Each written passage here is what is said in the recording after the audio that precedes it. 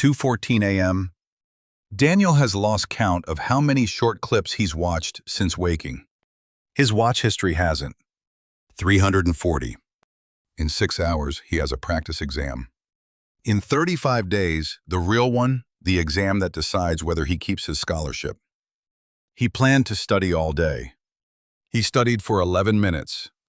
He knows exactly how this night ends. Phone down at 3. Phone up at 3:05. 4 hours of sleep. Another promise that tomorrow will be different. Tomorrow has been 1 day away for 2 years. Daniel is not lazy, and no single app did this to him. His environment trained him to expect something new every few seconds, and now his attention leaves before he has consciously decided to move it. In 30 days, he will sit in the same room, open the same book, and find something he has almost forgotten. Silence. This is the system he used to get there. It starts at minute 8. Nothing dramatic happened to Daniel. No tragedy, no breakdown. No single moment where it all went wrong.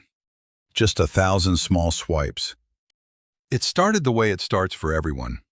Phone on the desk, screen down. Then screen up. 1 earbud during lectures, then 2. By his second year, this was Daniel's version of studying. Open the laptop. Open the textbook. Read 4 lines. Feel a faint itch, not a thought, more like a vibration under the skin. Check the phone. Put it down. Read 2 more lines. Check again. One evening, as an experiment, he kept a tally through 1 study session. 12 minutes of reading, 17 checks, an average gap of about 40 seconds. He started it as a joke.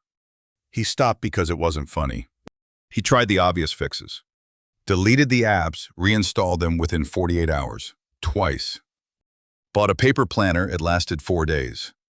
Went to the library and spent 2 hours watching other people focus phone under the table like a man standing outside a house he used to live in.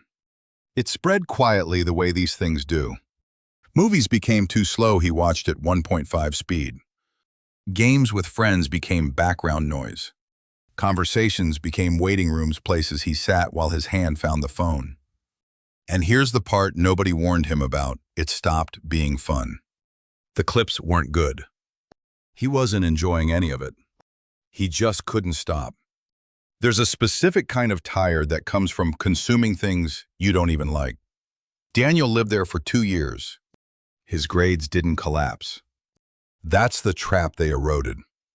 B to B minus. B minus to C.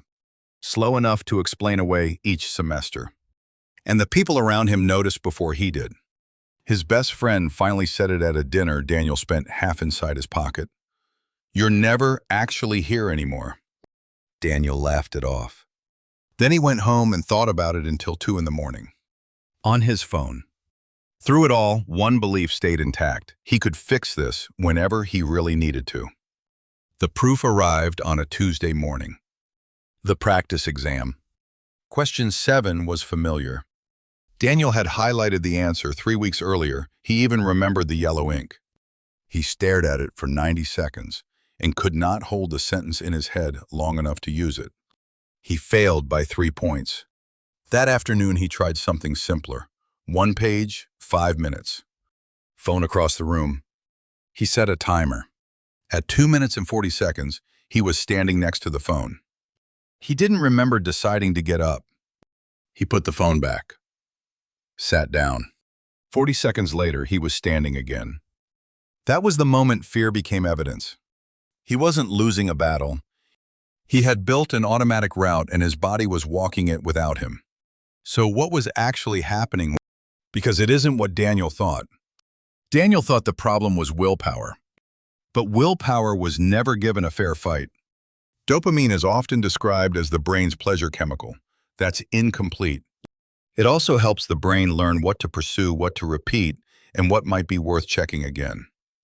Every swipe is a small bet. Maybe the next clip is amazing. Maybe the next message matters. Sometimes it is. And that word sometimes is the hook.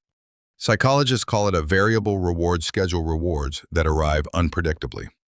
Casinos run on it too. Different product, Similar principle. Run that schedule for 2 years hundreds of times a day, and the brain learns a simple lesson. Expect something new every few seconds. Against that expectation, a textbook never had a fair chance. Not because reading changed, but because Daniel's brain had learned to expect faster novelty, and ordinary tasks started to feel comparatively flat. And that itch under his skin, it may not have been boredom at all.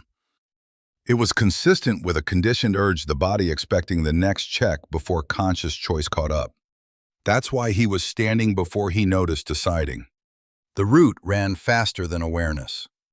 Then there's the second cost, attention residue.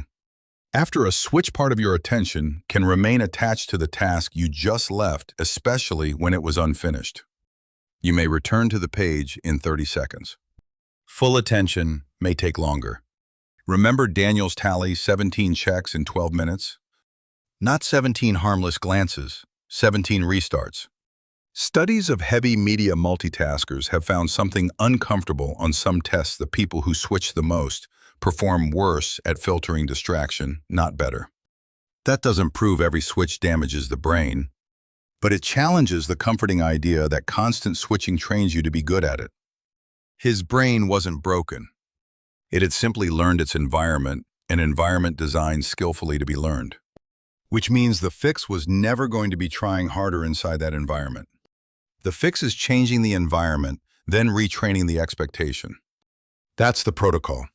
Protocol 001, 30 days, 3 phases. And this matters, one recovery rule for the days you break it. Here is the exact protocol Daniel's story is built around, and you can run the same framework yourself. Phase 1, reset. Days 1 through 7. One goal, cut the random rewards so the expectation of constant novelty can fade. Rule 1. During the reset week, every attempt to study happens with the phone outside the room. Not face down. Not in a drawer beside you. Outside the room. Willpower is a fight you have to win again every 40 seconds. Distance is a fight you win once while your defenses are still up. Daniel set a phone-free work window, 9 to noon phone in a kitchen drawer. Nobody expected him to focus for 3 hours straight. The only requirement whenever he sat down to work the phone stayed in the kitchen. The first morning he reached for the empty pocket 11 times. Rule 2. 1 planned entertainment session per day.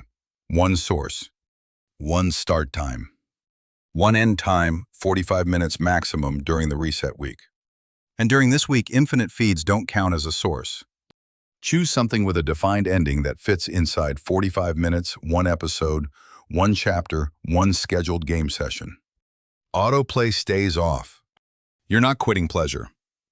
You're quitting randomness. A known ending doesn't remove temptation. It gives the session a boundary before temptation arrives.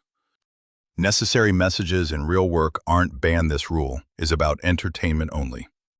Rule 3. No screen until your feet touch the floor, the bed is made, and you've completed 1 physical action. Drink a glass of water, take a shower, or go for a short walk. The point isn't a perfect morning. It's to stop the phone from making the first decision of your day. For Daniel, days 3 through 5 were the roughest stretch. Restless, irritable, reaching for a phone that wasn't there 10-20 times. That discomfort didn't prove the protocol was working. What it showed was how automatic the habit had become. His hand kept completing a route his mind never approved. The goal was never to suffer. The goal was to notice the urge without automatically paying it. And if you break a rule on day 4, don't turn one slip into a verdict. Write down what opened the door, close it. Continue the next morning. Phase 2, rebuild. Days 8 through 21. The noise is dropping. Now you retrain the skill at one desk you'll return to every day. Rule 4. The focus ladder. 1 task, 1 visible timer, same desk. These are the earliest upgrade points, not automatic promotions. Days 8 to 10, 1 10-minute block. Days 11 to 15, 25. Days 16 to 18, 45. Day 19 onward, 2 45-minute blocks separated by at least 15 minutes. You move up only after 2 clean days at the current level. Not ready? Stay where you are. The calendar may stretch. The work does not disappear. 10 minutes sounds insulting. That's the point. You're not trying to impress anyone, you're reteaching a nervous system that finishing exists. A completed 10 beats an abandoned 60. Rule 5, the heart of the whole thing. When the urge comes mid-block, and it will, don't fight it, don't obey it. Sit still for 90 seconds and watch it. Urges often behave like waves. They rise, change shape, and often weaken when you stop feeding them. 90 seconds isn't magic. It's simply long enough to learn that an urge can move through you without being obeyed. Daniel kept a tally on a sticky note. Every urge he outlasted 1 mark. Day 8:19. Day 14:11. 2 things were changing at once. Daniel was getting better at letting an urge pass, and the urges came less often because they'd stopped being paid. An urge that never gets paid eventually stops billing you. Then came day 17. At 9:17, a group chat notification appeared on his laptop. 1 click became 48 minutes of feed. Daniel never completed the block. The old Daniel would have called the protocol ruined. Instead, he wrote down the exit he'd left open, logged in notifications on. He closed it. And the next morning, he repeated the 45-minute level. The urge tally that week went 11-9-8. Between 9 and 8 sits 1 crossed-out line slip, 48 minutes. Progress isn't a straight line. It's a line that knows how to come back. Rule 6. Once a day walk for 15 minutes with nothing. No phone, no podcast, no music. It's a daily stretch with no new input. Its only job is to make low stimulation time feel familiar again. By week 3, Daniel's clearest thoughts had started appearing on those walks, once there was finally room for them. Phase 3. Lock-in. It begins on day 22, or after 2 clean days at the final ladder level, whichever comes later. By now, something interesting has happened at that desk you picked in week 2.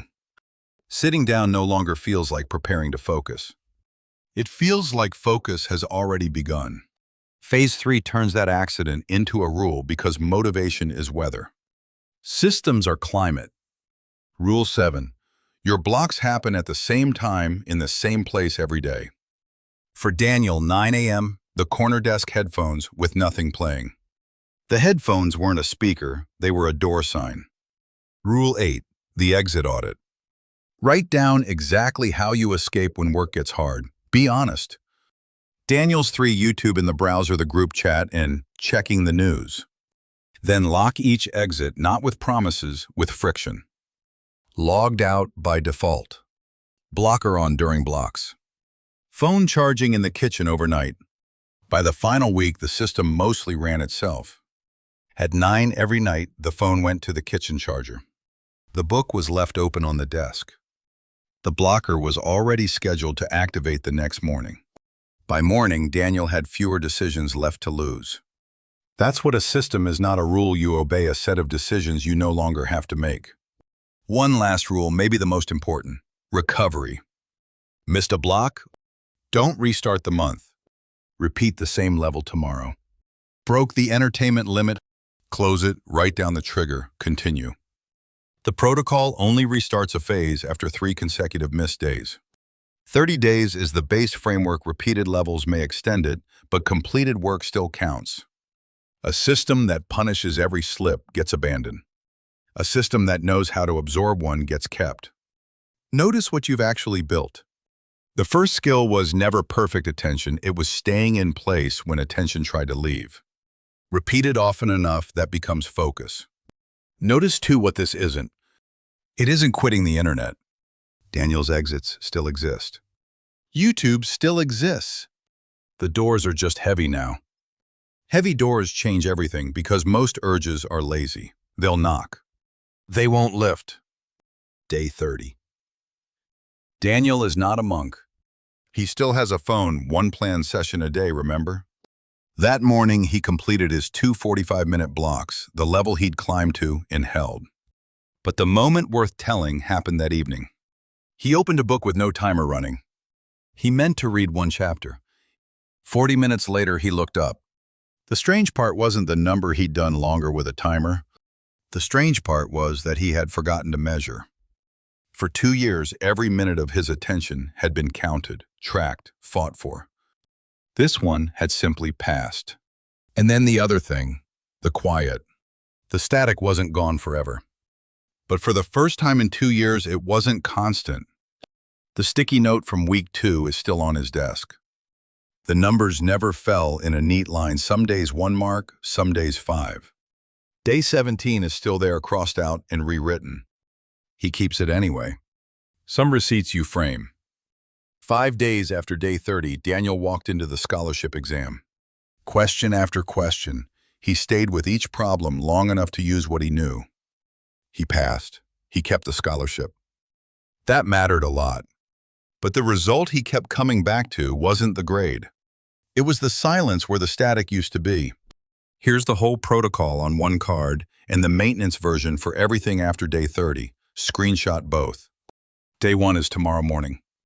It starts with a phone staying outside a room. If you're done with motivation and ready for a system, subscribe.